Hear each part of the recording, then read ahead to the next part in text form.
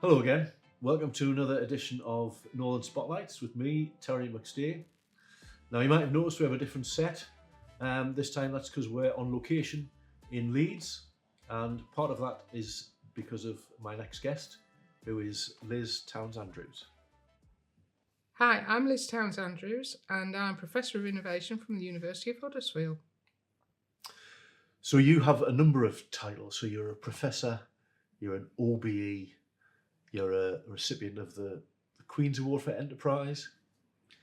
Does that have any advantages? Does it ever get you the swanky table in the restaurant or anything like that if you flash your badge? It's an interesting question. I don't like the labels, to be honest. So at home on the allotment, I'm Mrs. Andrews. Right. So the string of letters, I'm also a fellow of the Institute of Physics, which really, we'll come to that later, really amazes me. Yeah. But it does have its advantages, and I think it's important because people recognise them. But because I'm very conscious and very engaged with people of different communities, I don't want the labels to scare people or feel intimidated by me. Yeah. So I use them when I feel it's the right place. You wield them lightly. Yeah.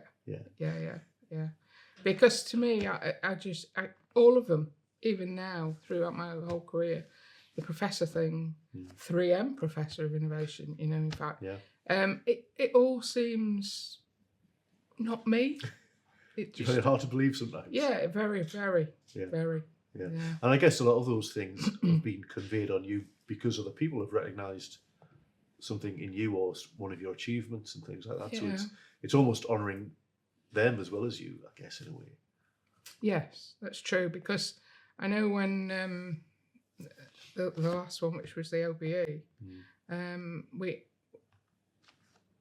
we had a celebration of that at the university, and I wanted it to be for all my friends, all of my team, because to me, it's a team recognition. It's not me. Because you can't do anything on your own. Yeah, well, that's true.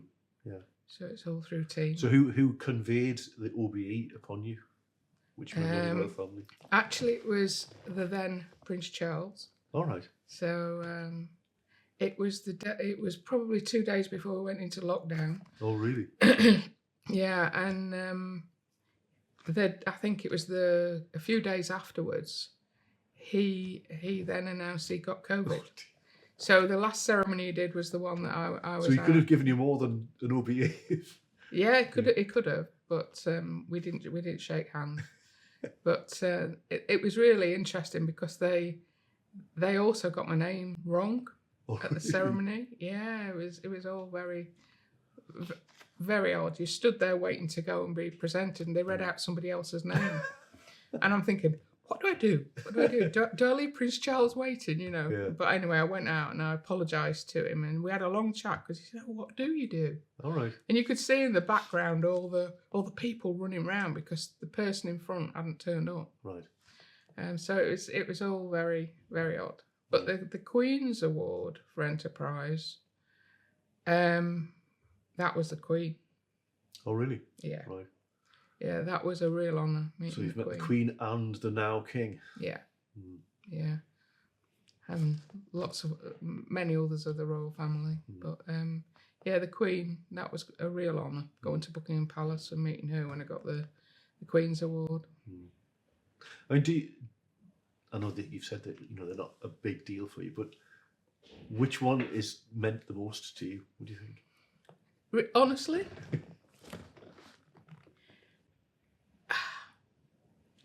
the fellow of the Institute of Physics. Really? Right. Yeah, because I really struggled with my A levels. I failed physics first time round at A level. Same here. And I to be nominated and to get a fellowship in the Institute of Physics and then be recognised, that because I had so many insecurities about my abilities, academically, that to actually be recognised, that means a lot. Yeah. It causes a lot of jokes at home.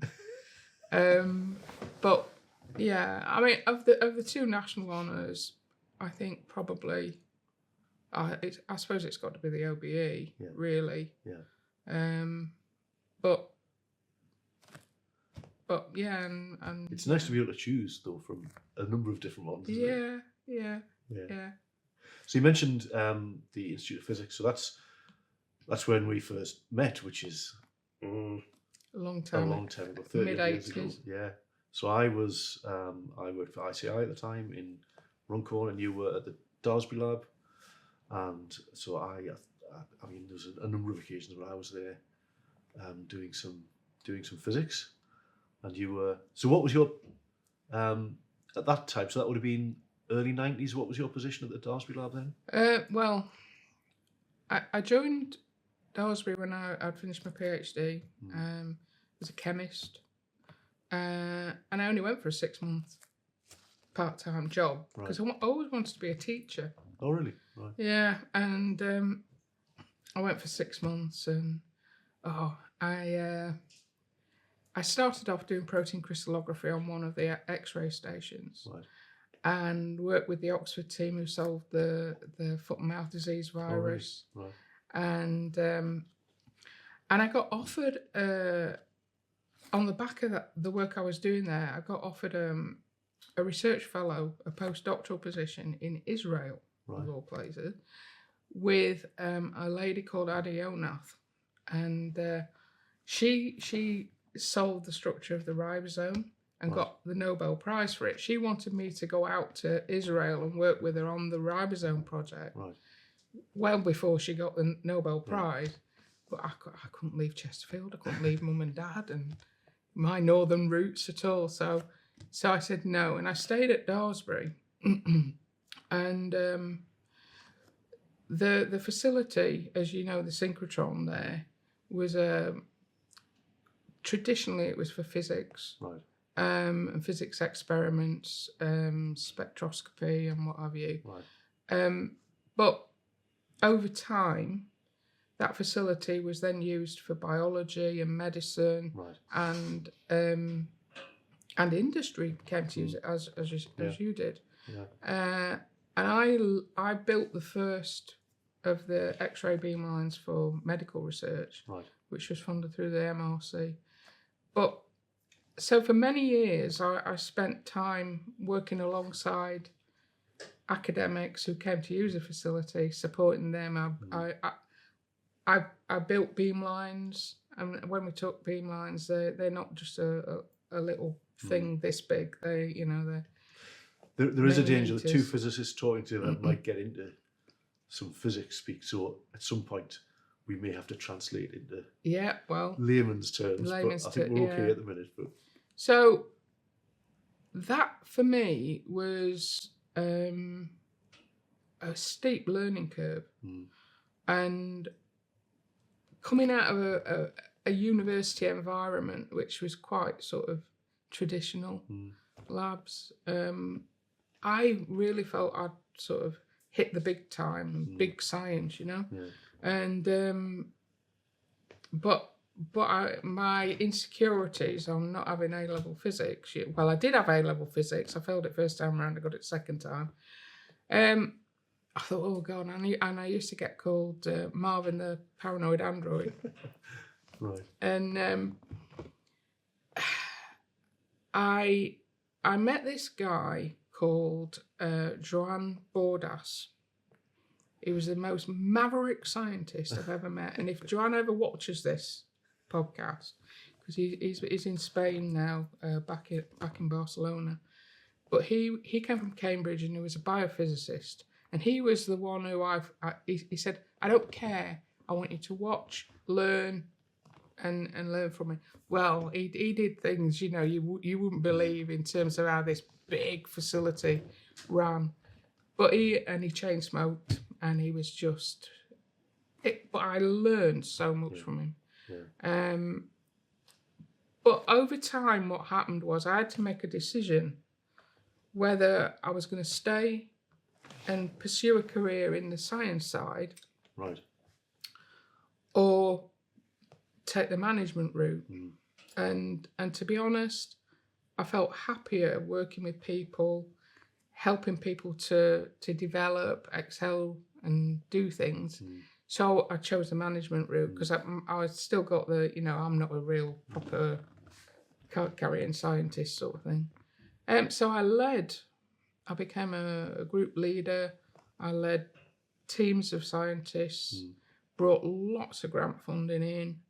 And then I became head of campus development for STFC. Right. So STFC, Science and Technology Facilities Council, that is, it's one of the research councils in the UK.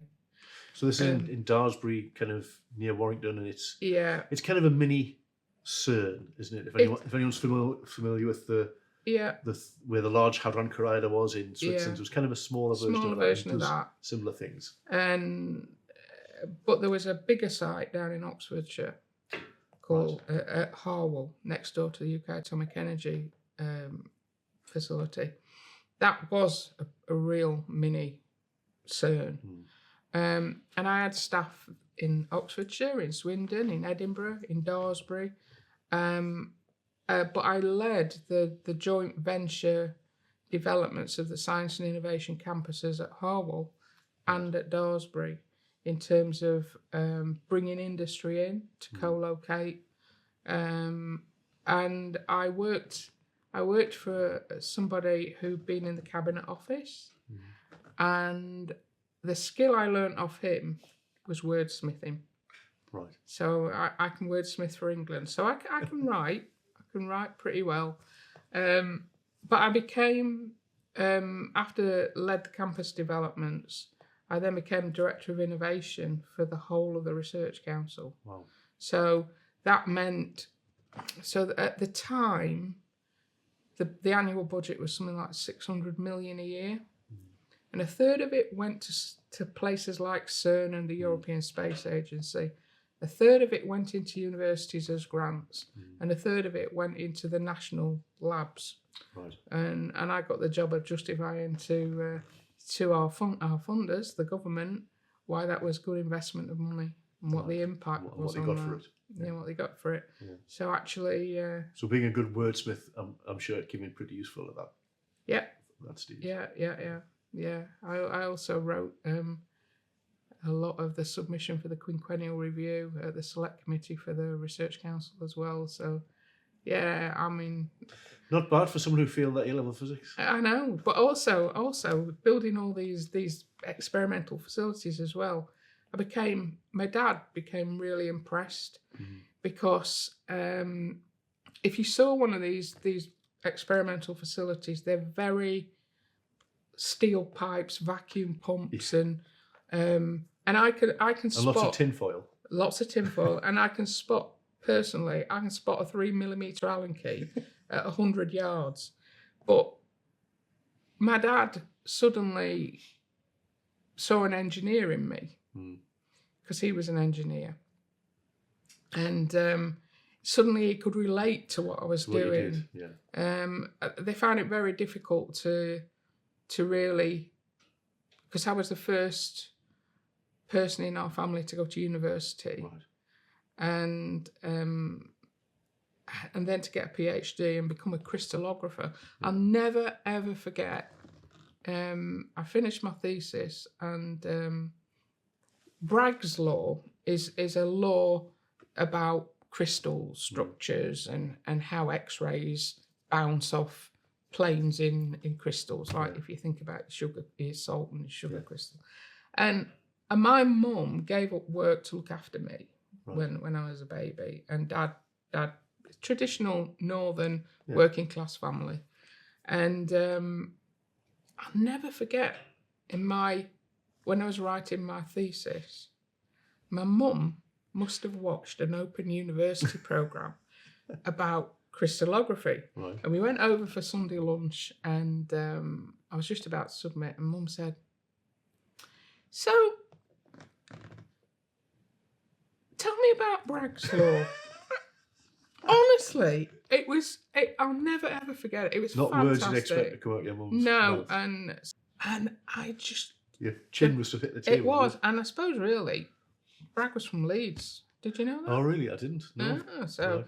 so yeah, so there's some honours for him in the city somewhere. But so I dedicated my thesis. Obviously, I was going to dedicate it anyway to Mum and Dad, but especially to sort of, to tell her what Bragg's law was. So yeah. So we've skipped ahead a little, but let's bring up the first of our. Now I'm not gonna go on with the pretense that these photos are actually flying down from space. They are being put in afterwards. I think it's only fair to the viewers because you're not stupid. But this photograph of you in your... So how old were you in this About one? 4. Right. With your mum and dad and a huge fish. A huge fish. Was that your handiwork, catching the fish? Or? No, it was my dad's handiwork. My dad was all his life was a big salmon fisherman, trout and salmon. So I never went to, very, very, very rarely went to the beach as a kid. Right. So you were born in Chesterfield, is that right? I was born in Chesterfield, yeah. Which is kind of not that close to the beach, really, is it, I suppose? No, but most of the kids... I used to go on trips to Skegness on the miners' welfare trip, on the train. But with Mum and Dad, the holidays were spent on the banks of a river. Right. Always. Right. And that picture was taken on the Nith in Scotland. And Dad was a massive salmon fisherman. It was a big part of our lives. So much so that Mum got fed up being, the fisherman's widow. Salmon widow. Yeah. But actually, what Mum did, she started fishing as well, and she for a living as well, she tied the most amazing salmon flies. Oh, really? Yeah, right. Yeah. So, but I have caught salmon, but not then. That I mean, I was too young then. But yeah, big part of our lives. And so, I mean, obviously at that age, you probably had no idea of the kind of direction you wanted to go in. So, at what point did you decide that kind of the science was it because it was something you were interested in, or something that you found you were good at, or a bit of both? I think it was mainly because, as I said earlier, I'm an only child, and my dad's an engineer, and he had his own company. Eventually, he got fed up working night shifts, so he set up his own precision manufacturing business. But he always had an interest, although he got no formal qualifications. He always had an interest in science, astronomy, and we used to sit down, and the chats that he and I had were always about science, and so I don't know whether it is that I wanted to be the son he hadn't got that became... I never quite... Apart from when we were at Daresbury and he came and visited and he saw all the stainless steel and what have you, that he realised that I was in sort of an engineering science background. But he still considered very much engineering as a male career. Anyway, it was through him that I got in sort of interested in science and engineering, and I just found that I was better at school in those subjects than writing stories and English and history and those sort of things, and the arts and the humour. I can't draw for toffee. Well, we can't be good at everything. Sorry? We can't be good at everything, I suppose. So yeah, it was through him, and as I say, I originally applied to do pharmacy, but that didn't work out, and ended up doing chemistry. Right. at Sheffield. Right. And then you were and then immediately after that you did a PhD, or was there a sort of gap in I between? went straight from finishing my degree to doing the PhD. Right. At Sheffield again. Right. And I was still living at home. Right. It was only when I started, or latterly in my PhD, that I moved out. Right. Because I was very much a home bird, very much a family person. Yeah. It's funny, the family thing, I was just thinking about it. It's been core to what I've done. I've always wanted to make my dad proud. And my mum, of course. And then I finished my PhD, wanted to be a teacher, and actually teaching was a career they understood. Yeah. But being at a particle physics base was really alien to them. But the interesting thing was my mum, she died in 1998. So I was, how old would I have been then? 39. And I stayed at the Daresbury and the STFC laboratories and worked my way up. And I just got my first director's job. Right. Oh no, I hadn't. So I hadn't, not at that point. I got my first personal office. And in my mum and dad, certainly in my mum's mind, for me to have an office of my own. That's when you'd made it. I'd made it. And bless her, she died in the February, but in the Christmas before she died, she gave me a picture of Chesterfield. Right. And it's still on my wall in the office today. Right. And every time I look at it, I think about Mum. Because she said to me, I want you to put this in your office, in your personal office. Yeah. And she knew then that she hadn't got very long left, but she said, every time you look at that, you'll think of me and I'll be with you. Oh. And it's still there. So, yeah, and it's still there. It's still there.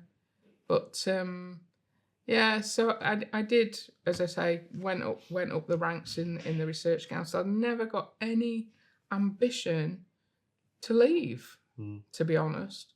And I did make it as Director of Innovation across, I was the first woman on the executive in the Research Council. And my dad was so proud. Oh, I can imagine. Yeah. So proud. And he died in 2008. And in 2009, I was talking about I was sat in a pub in Abingdon talking about a report that I'd written for the then Science Minister. And it was with a professor who was based in Leeds, actually. And he'd moved to Huddersfield. And we were talking about this report that was going to the Science Minister. A few drinks, sat in the bar, and he said to me, oh no, I said to him, why did you leave Leeds and go to Huddersfield? Oh, he said, because I couldn't be doing with the bureaucracy in Leeds University as it was then. He said, and Huddersfield's like working in a family business. Oh, really? Fantastic, he said. He said, in fact, there's a job going. Are you interested? You'd be great. And I thought, well, I said, well, I'm not looking to leave, And he said, oh, I'll send it you. And sure enough, I was thinking, that's it, few drinks. And the next day, sure enough, he sent me the job description and the closing date had gone. Right. And he said, I've spoken to the boss at the uni, and if you would like to submit your application, we're doing the shortlisting on Friday. We'll consider it along with the other applications. And I thought, God, he's gone to all this trouble. I better. And I sat there and I filled it in, never thinking that I'd ever leave what I was doing. Yeah. And my dad would have thought I was bonkers. Right. Why would you give up? Yeah. Not just your own office, but why would you give up a senior role as a director in a research council to move to something that seemed a bit at that time, a real risk. Yeah. But I did it. I know I was coming up 50, and I thought, I've got 10 good years left in me, and I want to do something and make a difference. Yeah, I think that happens to a lot of people, doesn't it? When, as you say, they think, right, I've got this, I've done this, I've got this amount of time left.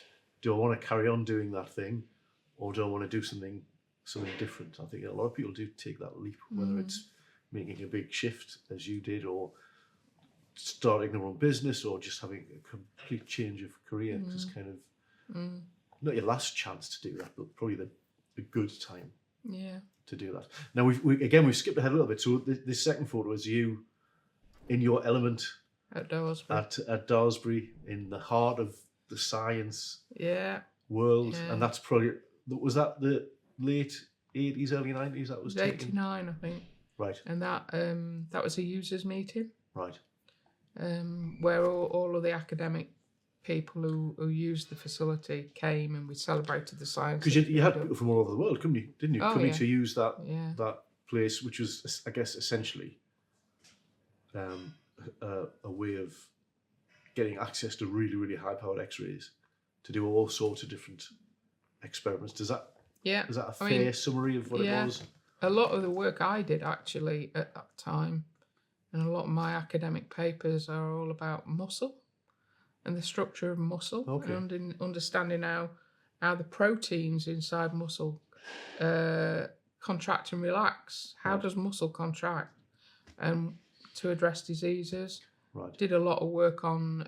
In fact, that picture, there are two people on that picture with me. One is John Harries on the right. Oh yes, I remember John. Remember John? Yeah. He actually left and he became a vicar. Really? Yeah. Right.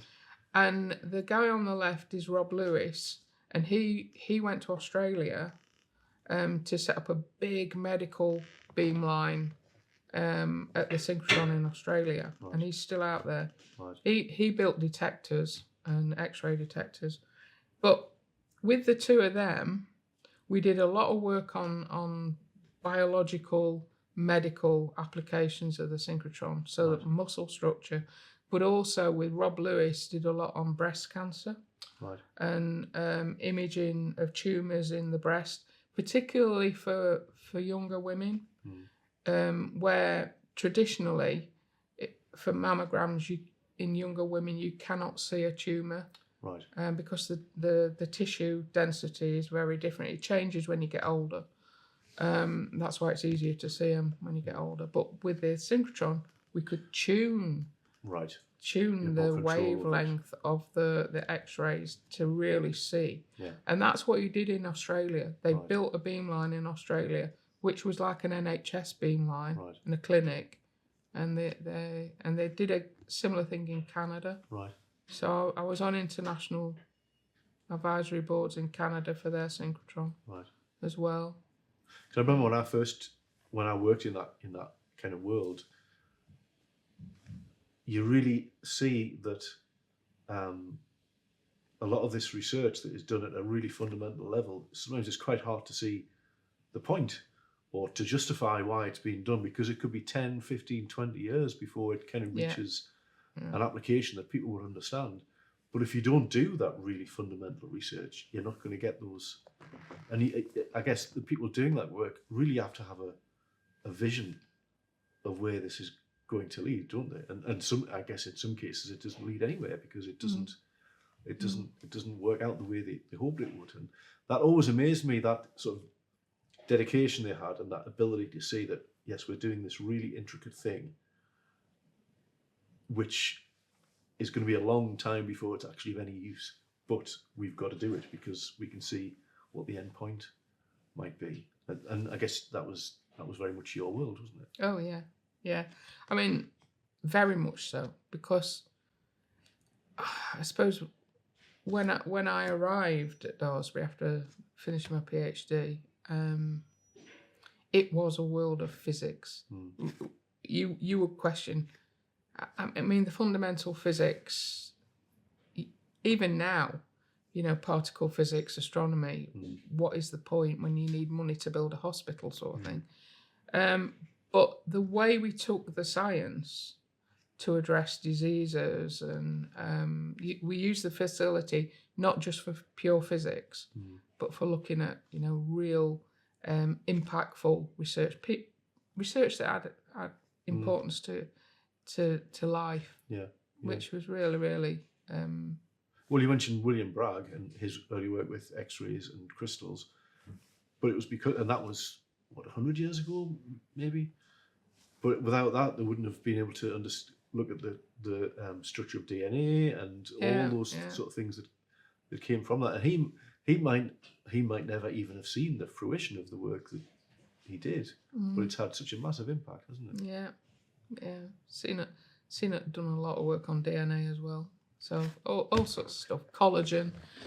Oh God, different sorts of collagen in tumours, and but it's stood me in good stead. So the interesting thing is, the other thing I did do was set up the first industrial access to the service, to the facility. I suppose that's where I first started treading the line between business and academia.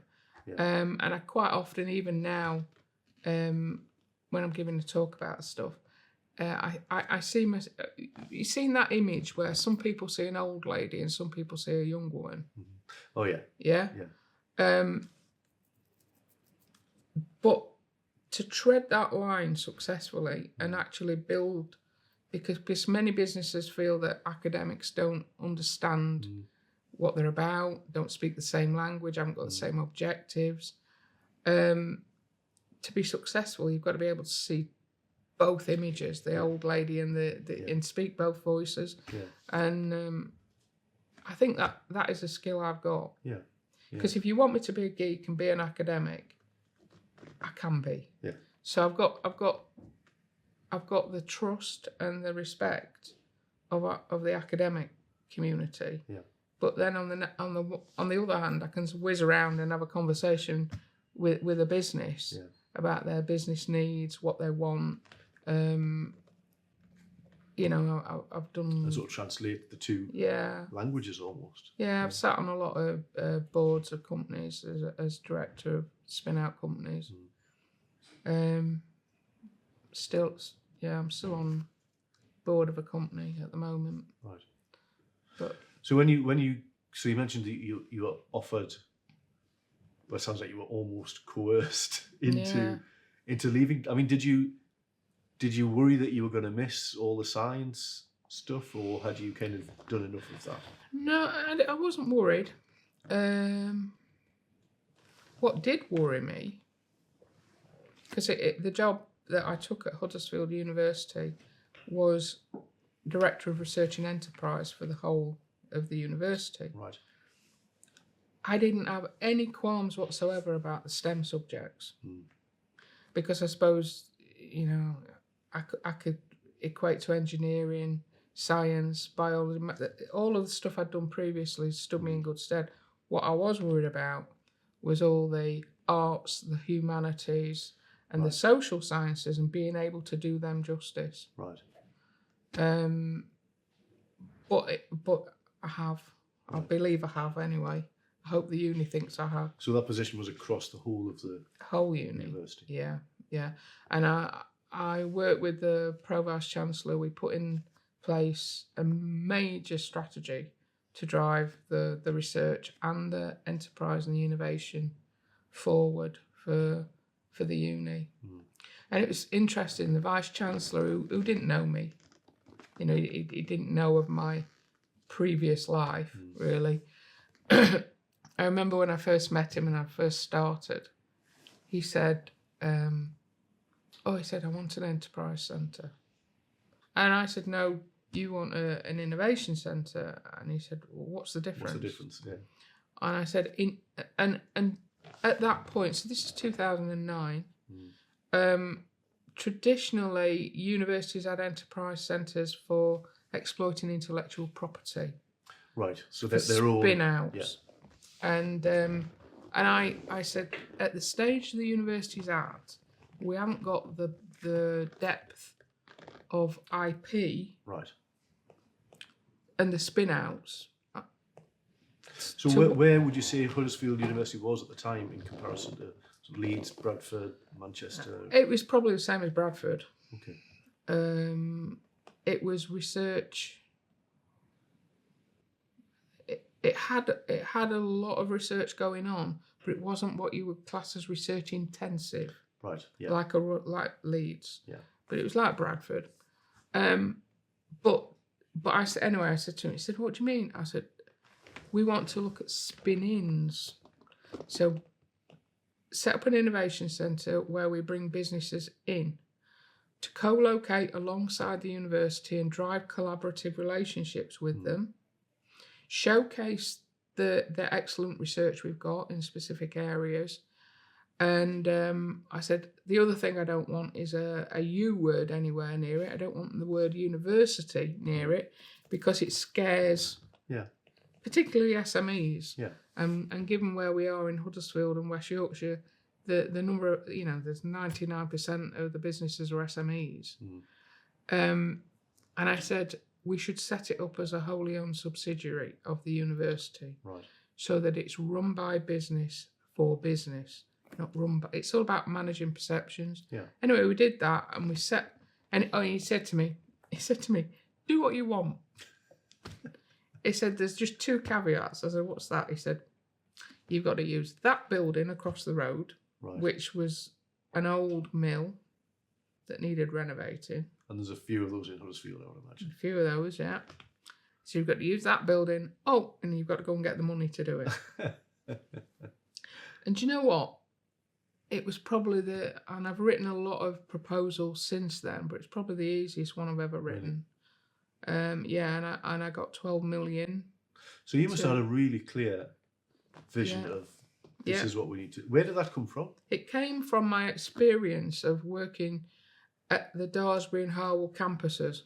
Right. So trying to set up those public-private joint venture vehicles and then bring business in to work, to co-locate on those 2 science and innovation campuses in Cheshire and Oxfordshire, and understanding what SMEs wanted. Right. So SMEs, first and foremost, want access to market. Yeah. And the next deal. Yeah. Then it's access to finance, and then it's access to technology and skills. And what I wanted to do was create a one-stop shop where you could get all of those. Where you could get all of those, or signposted to them in one place. And that probably wasn't. It sounds obvious. It does sound obvious, but it wasn't at the time. Common. No. It wasn't at the time, and the model's been copied by several universities. And the access to technology has kit, so there's kit and equipment in there that de-risks that for business. Yeah.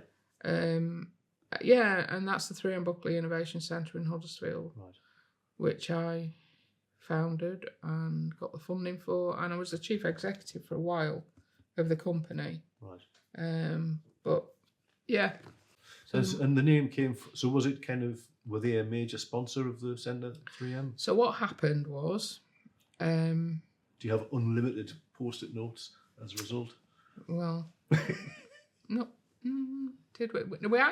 We did get some 3M gear, but so Sir George Buckley, who at the time was the chairman and chief executive of 3M globally. Okay. George Buckley is from Sheffield. Right. He is one of our alumni. He's also now our chancellor. Oh, really? Right. Of the university.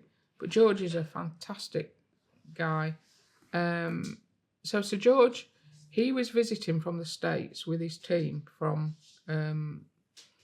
St. Paul in Minneapolis, and he came to visit the uni, and the vice chancellor said, "Oh, you got to meet Liz, and we'll show you." And it was a building site, and I explained to him the vision and the approach that we were, the spin-in approach, and what we were trying to do. Anyway, he invited us over for a week to be with him in the States. And we went out there, and it was just amazing. It was like being back in Daresbury again, and STFC, because they have almost like, because they know a thing or two about innovation. it was just unbelievable. And anyway, I was talking to George about it, and we got on, and we still do get on we're very, very good friends. Anyway, we got a phone call. So that apparently 3M have a rule that chairman and chief exec reaches a certain age, they have to retire. They can't carry on. So George had to retire, and they rang us and asked, as a surprise and a present for him, as a retirement present, could they buy the naming rights to the building in his honour? Right. Because they supported the innovation model that we were adopting. Right. So that's what happened. Right. And that's why it's called the 3M bit. And at the same time that happened, this is another weird one for me, is that my boss, who was the Pro-Vice Chancellor, he said to me, Liz, I want you to write your CV up as an academic CV and put it through our conferment promotion processes. I said, why? He said, because all of my background and my academic expertise and grant bidding and all of that, it stacked up as an academic, and I never thought of myself as an academic, actually. Yeah. Anyway, I did that and submitted it, and because he asked me to, and then they submitted it into the conferment promotion process, and it has to go out to be reviewed and everything. And in my head, I'm not a professor for sure, in my head, and but it went and it sailed. It got through conferment straightforwardly. And when I was on holiday, I was on this cruise, and you got this call through the ship's satellite system, and it was the Vice Chancellor, and he said, Liz, I'm ringing you. I want you to know that I'm absolutely delighted that, your chair has been approved. So congratulations. He said, but there's another surprise. And I said, what's that? And he said, it's a named chair. So right. which is not that common. Yeah. So it's the 3M Professor of Innovation, and that stuck with me ever since. So it seems a bit weird. And at the same time that happened, I think the following year, that's when the Queen's Award for Enterprise promotion happened, and that a lot of the 3M business model and what I'd done with the university and supporting students to be entrepreneurial, that all factored into it. Right. So I mean, do you think that because I guess typically a professorship would be to do with research in a certain field. So I guess, you becoming a Professor of Innovation, was that was quite a bit of a shift, or quite a big step, I guess, in terms of perceptions of what that means and the importance of it? Yeah, because although I had a lot of publications, a lot of them were, as I said earlier, were to do with biophysics and muscle and collagen, but also some of them were engineering, about building these beam lines and everything. Right. Only latterly did a few start to come that were actually about innovation. Right. But it was on the back of the 3M Buckley Innovation Centre that I don't know what I would have been otherwise. But there you go. It's weird. But thinking back to my dad, if my dad had still been alive in 2009, when the job opportunity at Huddersfield came about, because he meant so much to me, and I respected his views, and I wouldn't have stepped into the job at Huddersfield, because he would have thought I was absolutely bonkers. But actually, the things that have happened to me since since being at Huddersfield, I've been given the opportunity to fly. Yeah. And the Vice Chancellor's done that, and the Pro Vice Chancellor, my direct line manager, they've just given me my head. Yeah. So the professorship. I mean, can you imagine my dad? That kid stood next to him on that fishing, thinking that I'd end up being As a a professor. professor. I'd have a job on trying to explain to him what innovation was. But also to then get a Queen's Award for Enterprise and OBE, it would be. I just hope somehow they know. Yeah. You know. Yeah. Because I feel I've done him proud. Yeah. Oh, I think we'd all agree with that. Yeah. So that's brought us almost up to date, or at least up to date in terms of the stage of your career. Yeah. So I think it's probably time for a cup of coffee. A cup of tea or a cup of coffee. Okie dokie. Right. We'll be back shortly.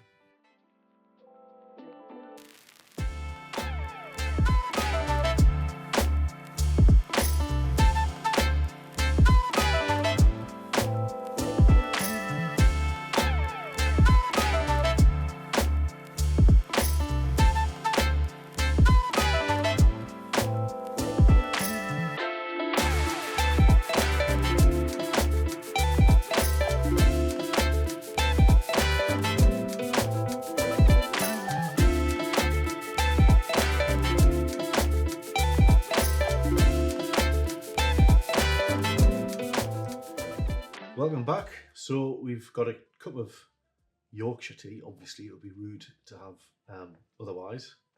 And so, Liz, I asked, as with all our guests, I asked what your favourite biscuit was, and you didn't express a preference. So I thought, well, I'll choose. We'll have my favourite biscuit, which I hope is all right. So, can I offer you a chocolate hobnob? Oh, thank you very much. The king of biscuits, in my opinion. Although I do prefer the plain over the chocolate, but that's thank you. There we go. So, again, as always, I'm going to ask you a question with a mouthful of biscuit. So you're now at the 3M BIC in Huddersfield, and it's your thing. It's your vision. It's your. That must have felt good to be able to write. I know what's going to work. I'm going to make it happen. Is that how it was? Yeah. But to be honest, it was only small element of my job. So the taking the university through research excellence framework and bringing grant income in, and that was the core of the job. The 3M BIC was the innovation piece or the enterprise piece. It's great. It was great to see it come to fruition. But I've got so much on with other things that we brought in a dedicated chief executive because to run it, and that's how it is now. So it's just had its 10-year anniversary. Right. So the idea was you'd have people with expertise from the university, but then you'd invite companies to co-locate and just make that collaboration happen. Yeah. Which isn't always that simple, is it? Collaboration. No. So I guess the co-location was a big part of it, but were there other things that you had to do to, get people actually working together? One of the big things that worked really well was as part of, I got the first grant that I got, but also I also got another big multi-million-pound grant was to buy equipment. Right. So equipment that I knew, like for example, metal 3D printers. We had strength in manufacturing in the university. There were a lot of manufacturing businesses in West Yorkshire, but many of the SMEs knew they wanted to access technology, but couldn't afford it. Mm. So when you think about the cost of some of this high-tech stuff. Particularly when it's something they hadn't used before and weren't sure how to use it. Yeah, exactly. So to de-risk it for them, what I did, I wrote the grant to buy equipment for the businesses to use, but then bring the academics in place to actually collaborate with business to use that kit. So the academics were really enjoying using this state-of-the-art equipment. The businesses were getting the skills, the knowledge, but also access to the kit to develop their business. So in a way, it was the technology itself to start with was a way of driving that collaboration between our academic experts and business. So it was giving them that reason to collaborate. Because I guess without the reason, it's not going to happen, is it? Yeah, I mean the way the university sector's gone as well. Down the impact route and having to justify the impact from research, there's more interest in working of academics working with end users and business. I know when just before I left to come to Huddersfield, impact hit the research councils before it hit the universities from government. And I remember having to stand up and give a lecture at Oxford to a lecture theatre full of particle physicists about impact and how particle physics could drive impact and how important it was. And all they wanted to do was blue sky research really at the time. I was going to say that there must have been a few sort of puzzled faces. Yeah, but the whole impact agenda and business engagement, that's changed the academic culture quite a bit. But there's still an element of academics wanting to collaborate with large corporates because it looks good. You know, they've got more money to spend as well, and their objectives are longer term. But I think we pride ourselves at Huddersfield of working with SMEs, and it's gone really well. But the 3M was a real catalyst for all of that. Yeah. And has that affected the culture more generally across the university in terms of being open to? Because not all academics like working with businesses, do they? No, I guess many of them are in academia because that's where they feel more comfortable. It's changed the culture to the extent that I suppose moving to where I'm at now, using the business need to drive and establish what a research problem might look like. Or, for example, if you're in social sciences or health, understanding the lived experience of somebody or an individual to shape what you do in terms of the research. So that culture's changed. It has changed, and it's changed across all disciplines, which is, it's great, really. And I can see my fingerprints all over it, you know. So it's nice. Yeah, it's nice. Legacy. Yeah. So you mentioned health as an area that you're working in, and that's a more recent thing. So yeah. So interestingly, because so I'm now 65, and I saw myself, you know, doing 10 good years and leaving a legacy at Huddersfield and retiring when I was 60. I went to 62. I thought, oh, well, okay. And I retired as Director of Research and Enterprise at the end of 2020. And the interesting thing was that we were in lockdown, and so I had a remote leaving do, and I've got to tell you this, and I was going to bring it with me actually, and I forgot. I was on the train coming in, and I thought, oh no, I haven't brought it with me, and I wanted to show it you. So it was almost like my whole career coming full circle. Okay. So my PhD, I mentioned, was a crystallographer. Yeah. And the first molecular structure that I ever solved using X-rays was a radioactive molecule. It's a really pretty molecule. I'll send you a picture of it. And well, if you so we'll have it here, so the viewers at home can see. Yeah, I will. You're describing. I'll send it you. So, but the interesting thing was, I had never seen that molecule in 3D. Oh, I see. Right. All right. You've seen lots of dots on a screen. Seen dots on a screen and turned it round on a screen, but never seen it. Mm. So, as a leaving present, and I didn't know this, what they did, they took my old thesis, which was typed, all day, and they took all of the measurements for these atoms in the molecule, and they 3D printed in metal. Wow. The first crystal structure I ever solved. Right. Oh, what a fabulous gift! It's fantastic, but it was almost like coming full circle because I got the grant to put the metal 3D printers in the 3MBIC for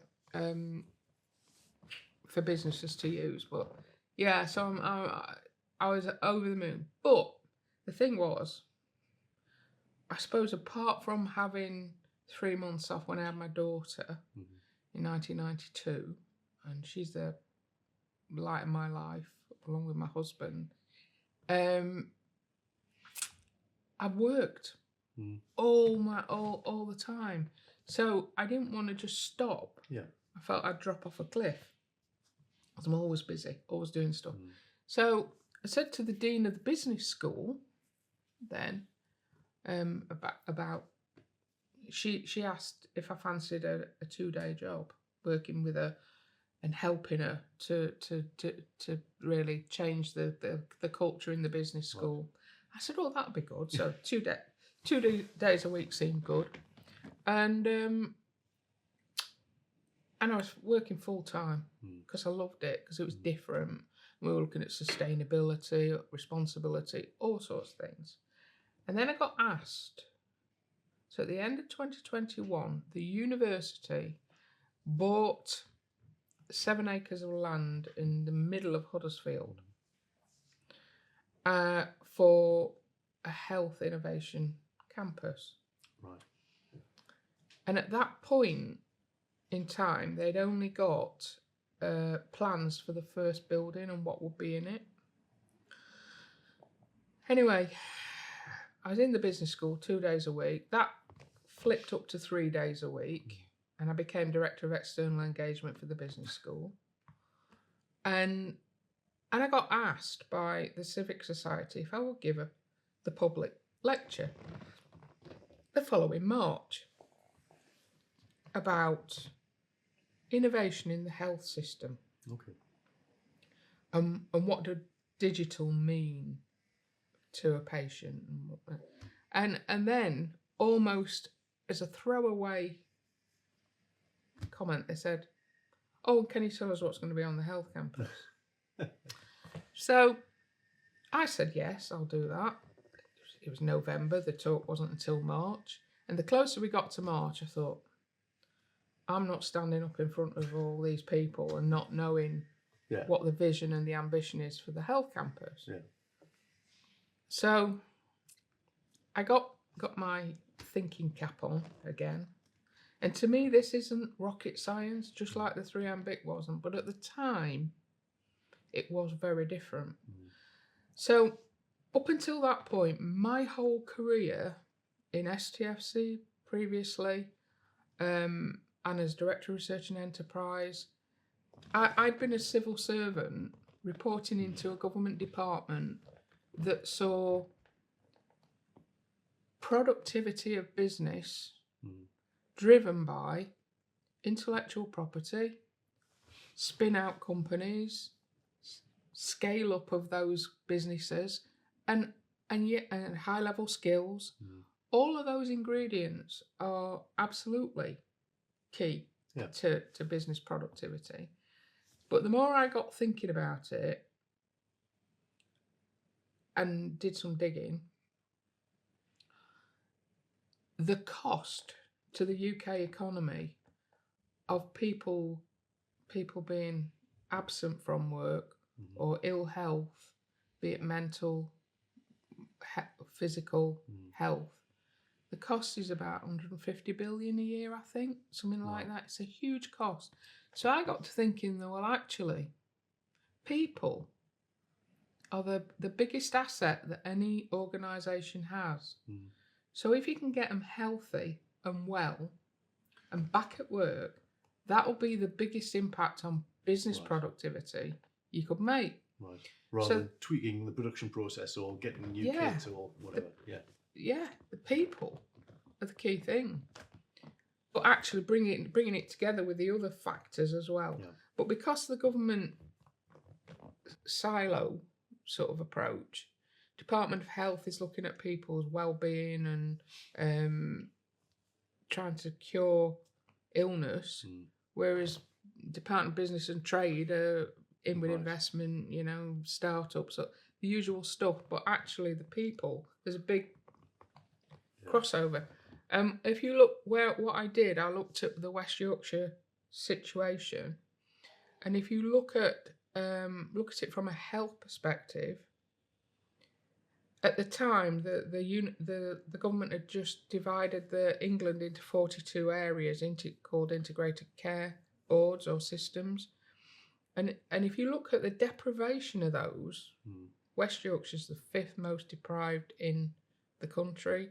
South Yorkshire's the 4th, Greater Manchester's the 3rd. So this whole geographic area, deprivation's massive. Yeah.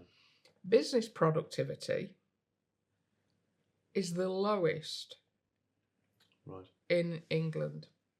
Yorkshire and Humber is the lowest. So to me, it's not rocket science that the two are highly correlated. Yeah. So I put this vision together for the campus about because one of the other things that I haven't mentioned is for many years I chaired Yorkshire University's knowledge exchange directors group that reported to the vice chancellors.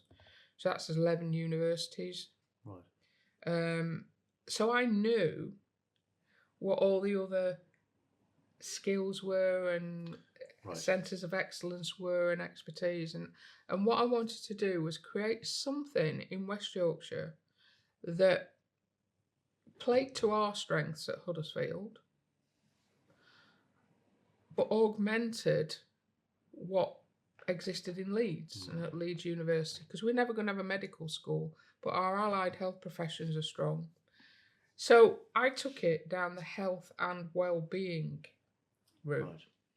And it was a bit like the 3M conversation with the Vice-Chancellor about, I want an enterprise centre, no you want an innovation centre, and off you go then sort of conversation. I think because we've got a really good relationship and he trusted me, and that I delivered that innovation centre, he trusted me with the vision for the campus, and I've led on that. So I went up to 4 days a week. I tried. So the retirement didn't last long then? Retirement, I'm busier now than I've ever been. I try to get Friday afternoons off if I can. But the whole vision about the campus, really, it's about, and this is where it gets even more complex than the 3M BIC. So the 3M BIC was really, the innovation there is about how you make that interface between the academics and industry work. This is even more multifaceted. So you've got the academic piece, you've got public sector, so we've got 3 NHS trusts working with us. We're going to have the first community diagnostic hub in a university on the campus. Third sector is critical, so voluntary sector is really important, because to understand the issues that these deprived communities have and the trust, you've got to do it through appropriate networks. Yeah. And then industry. Right. So it's so the campus isn't going to feel like a university campus. It's going to be lots of different people and stakeholders present on campus. Right. And I'm absolutely over the moon that it's one of the 3 geographic sites for the West Yorkshire Investment Zone. Right. And we pushed very hard for health tech to be at the core of that. Right. So, yeah. So I'm busy, and that's what. So what stage is that? So we're now in May 24. So there's there's a big vision. There's a big vision for this campus. Yeah. So there's room for 7 buildings on it, but also it's at the heart of what they call the station to stadium corridor. Okay. In Huddersfield, which is the investment zone. Right. And the investment zone, when it was announced, is 160 million over 10 years. Right. But where we're at the moment, the first building opens in September this year. Right. September 24. That's the Daphne Steele building. It's been built. It will be mainly the School of Human and Health Sciences.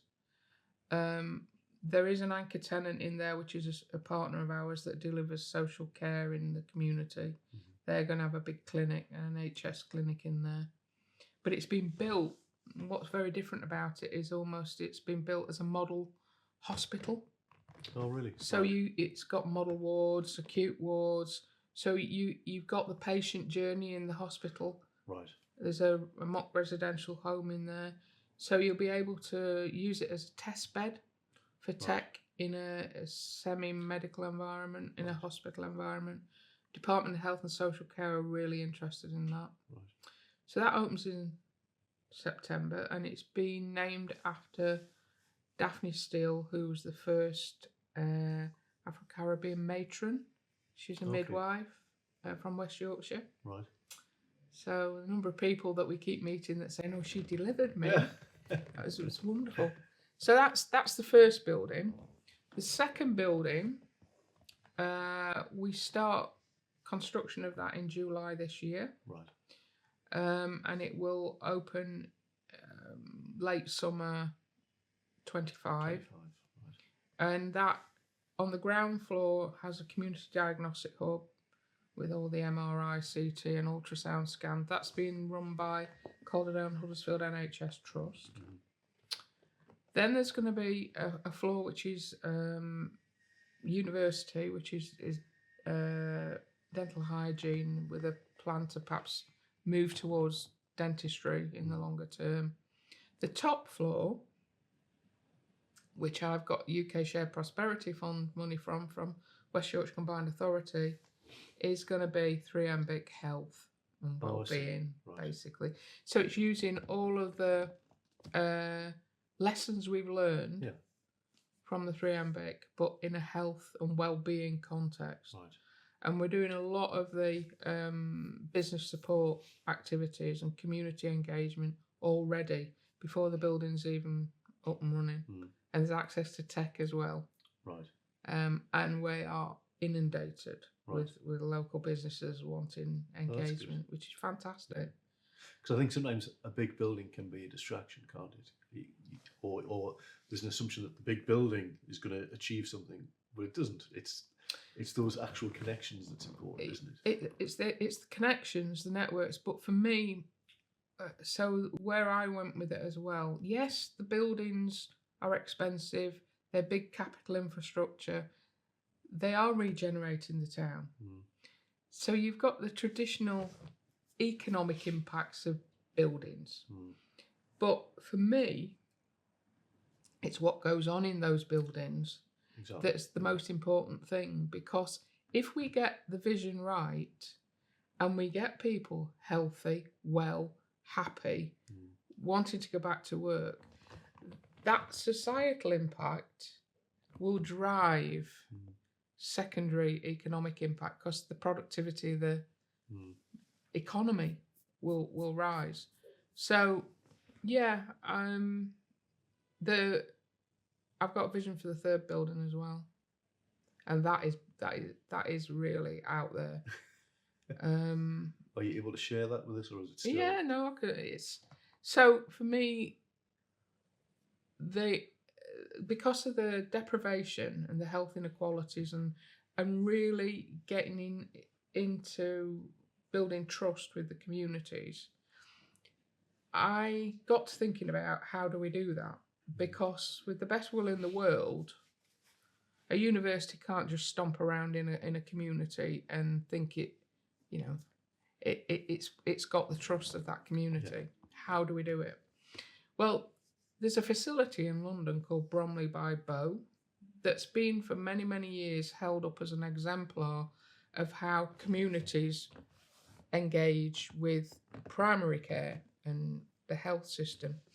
So there's a GP surgery and a health centre and co-located third sector organisations. But I've taken Bromley by Bow, and actually we're working with the team that set that up. Lord Mawson, who was from Bradford, he set Bromley by Bow up, and we've met his team, and we've got a 2-day workshop facilitated by them in London at Bromley about this third building. At the moment, it's in my head, and it's a diagram with lots of blobs on it of what I think should be in it and what it looks like. But it's got things like the health centre, a co-located community pharmacy, a creative health centre, an institute for end-of-life palliative care, an inclusive clinical trials unit, possibly, but all sorts of different factors that are all linked to community interactions, right? And how we have a hub and spoke relationship with the communities. We've also got, which opens in June, an innovation centre opening at Pinderfields Hospital in Wakefield, linked to the campus. Right. So it's not just about Huddersfield, it's about how we reach out across the whole of West Yorkshire. But yeah, that building 3 will be bonkers. The other thing is all of the buildings on the campus are being built to an American standard, the WELL standard. Okay. So it's come through the International Well Building Institute, and basically it's about how the environment in the building plays into an individual's wellness. Right. But all 7 buildings will be built to WELL, hopefully platinum WELL, right, which is the highest you can get. And their CEO and vice president have engaged with us, and they said that in itself and the scale of what we're planning is really unique. So at the moment, I am, not planning on retiring just yet. But I feel, it's such a worthwhile project. Yeah. That I don't want to pack in. Yeah. Well, exactly. It's something you're clearly passionate about. You've got this vision, and you want to see it. You want to see it happen, don't you? Yeah, but I suppose to me it's obvious. Yeah. It's obvious, but it's not rocket science. But it's more about how you make it happen and turn it into a reality. So what I want to see happen is that whole campus become a national exemplar of how to do it, but it becomes a living lab. Yeah. Wonder what that was. Yeah, because you can take papers and see all sorts of things and policy documents where there are diagrams that show the link between well-being and productivity. It is not rocket science. Yeah. But getting all those ingredients together in one place and being able to have conversations. So having a conversation with the NHS is very different to having a conversation with an SME or a large corporate. Yeah. But bringing them together is even more difficult. Yeah. Because you have to act as that translator. So I need the equivalent of the old lady, young lady diagram that's got probably 5 heads. So if you know of anything, let me know. But then, as you said, most of your career has been around straddling those, not so much a divide, but that the different languages or different Yeah. approaches. Yeah. So, Somebody joked that the third building ought to be named after me. well, I think there's, I'm sure plans are afoot somewhere. Oh, I don't know. But what we're wanting to do is celebrate people. Because one of the things I really do want to do on the campus as well is have a citizens exhibition that shouts about people who have come from the deprived communities that have made a successful career, that can be a role model for others. Yeah. Really want to integrate that and embed it within the whole philosophy of what we're doing. So it's really taking health and well-being to its broadest sense, rather than just the kind of the medical side of things. Interestingly, actually, when I first started looking at it, the well-being sector currently in the world is something like $1.5 trillion. It's massive. Actually, It's massive. Yeah. But that's, if we get some of that, then great. But this is more about the people being, and the citizens being the assets of communities, of businesses. So I've got an ambition to try and establish a well community and a digital twin of a community. So not just doing stuff on the campus, but working actually in communities. Right. To put interventions in place in a community and measure the impact of those on the well-being of those people. Right. And create a digital twin of a place. Fantastic. All good stuff. It is. Yeah. So this is all happening and beginning to happen in Huddersfield. Lots more to come, but then not just Huddersfield, kind of spreading. And clearly, as you say, it sounds like an obvious thing. So hopefully other regions, other areas will see what's happening there and try to there's a huge amount of interest in it. Because when I first did the public lecture in 2022, March 22, it was just a PowerPoint presentation and Daphne Steele building was started. But the bigger vision for it was new, and it was it felt a bit like being on Dragon's Den. But now it's a real thing. Yeah. It's happening, and we look forward to seeing it come to. Yeah, momentum's pretty amazing. Yeah. Brilliant. So there you go. So just to finish off, we've had a spotlight on you and your career and all the things you've done. So is there something you'd like to kind of shine a spotlight on, something you think is particularly important that needs to be focused on? I suppose for me it is the campus, but more specifically, we have a programme of activity to support local businesses and communities funded.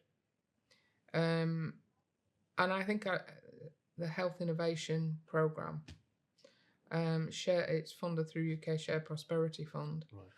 We're establishing an ecosystem and a network of that, and really want to shine a spotlight on that because we have grants to support SMEs, we've got a network, we've got a pool of mentors. This is all before the campus is really open. So we're at it and doing it, and I'd like to shine a light on that. Right. Because not is it only for West Yorkshire business. I want to spread that network. Yeah. And I would like anybody as well that's interested in finding out more or have expertise or interest in health and well-being, that where we could collaborate. I'd really like, it's like the Ageing Institute in the Northeast. I've been connected there. So it's where are the centres of excellence? How can we work collaboratively? And we can signpost to them and vice versa. So it's how the whole becomes more than the sum of the parts, really. Yeah. But health and well-being. Yeah. Okay. So if there's anyone watching who that resonates with, and you would like, at the very least, a conversation, but perhaps an ongoing relationship, Yeah, then definitely. we'll make sure your contact details are available somewhere Yeah. on the screen so people can get in touch. Yeah, definitely. Brilliant. It would be brilliant. Right. Well, thanks, Liz.